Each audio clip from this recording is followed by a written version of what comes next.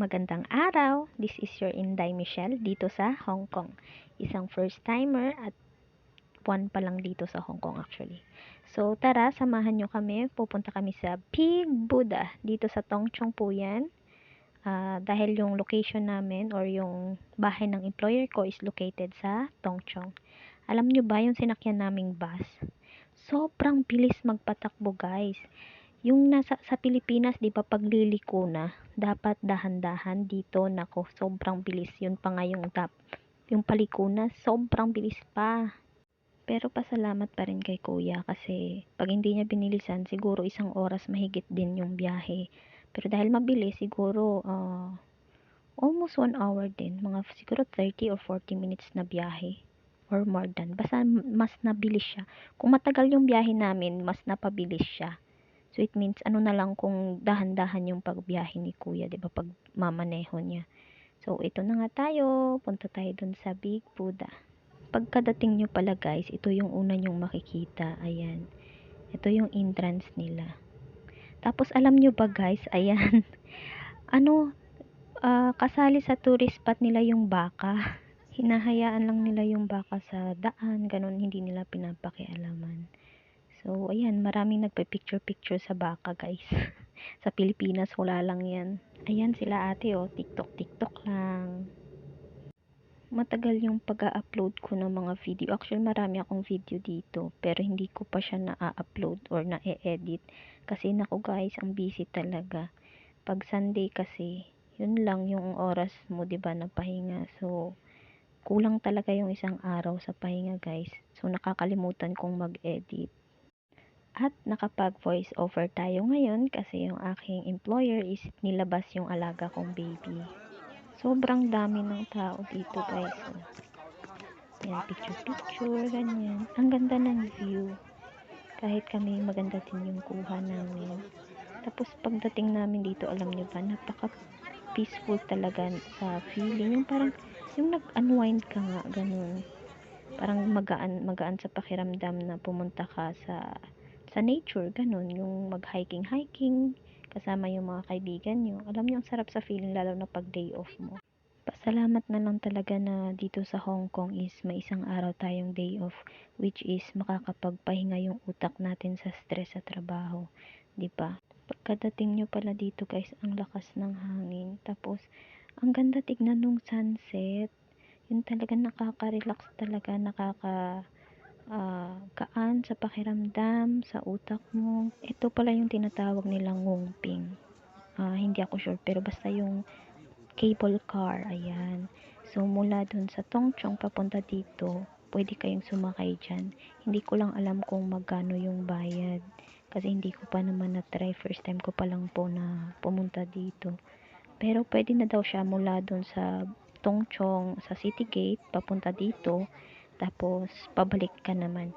So, kung galing ka doon, pagkadating mo dito sa Big Buddha, hindi naman siya kailangan bumalik ka kaagad. So, depende sa'yo. Bali, dalawa daw yung ticket na ibibigay sa'yo. Kung kailan mo gustong bumalik or bumaba, edi gamitin mo yung ticket para makababa ka. Sabi nila 300 HKD daw at yung bayad, pero hindi ako sigurado guys kasi hindi ko pa na-try. Dahil 2:00 na kami umalis dun sa simbahan, tapos dumating kami dito mga 3:00 na ng hapon. So, pagka 5:00, uwi na kami agad guys. Hindi na kami nakadaan dun sa temple kasi ano na sa oras eh. Naghahabol kami sa oras. Itong desisyon namin guys, biglaan lang to. Galing pa kami sa Hong Kong Disneyland nito nung umaga. Tapos, punta kami sa church. And then, ito naman pagkahapon, punta kami sa Big Buddha. So, ayan, marami na rin taong pauwi. Bali, kami, 4 kaming pumunta. Basta, bigla ang lakad, natutuloy talaga, guys. Ito naman yung map dun sa Big Buddha, guys. Grabe, ang daming tao talaga. So, galing kami sa Big Buddha. Nung lumabas kami, turn right kayo, tapos diretso lang kayo. Ito yung makikita ninyo. Hindi kayo dadaan dun sa dinaanan ng bus kanina.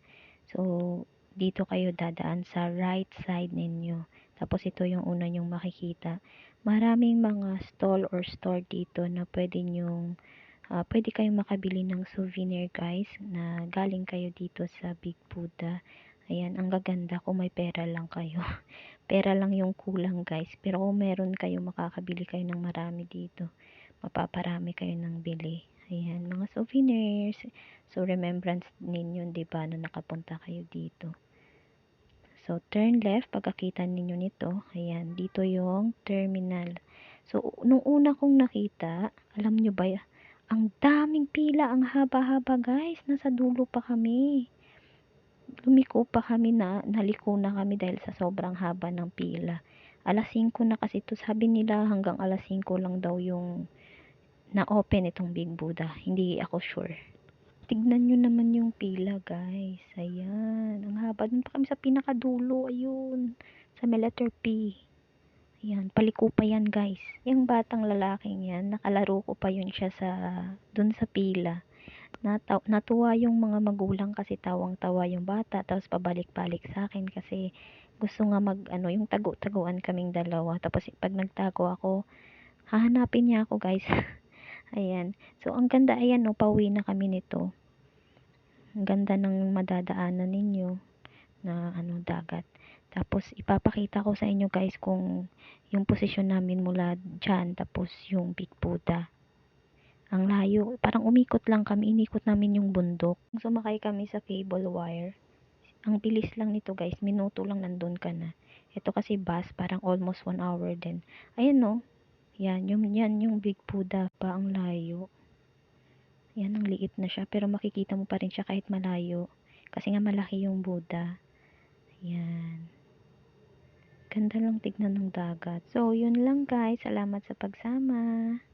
Pag magka-time ako guys, gagawa ko ng daily routine ko na may alaga akong newborn baby. Pero 3 months na yung baby ngayon. Ayan, salamat sa pagsama.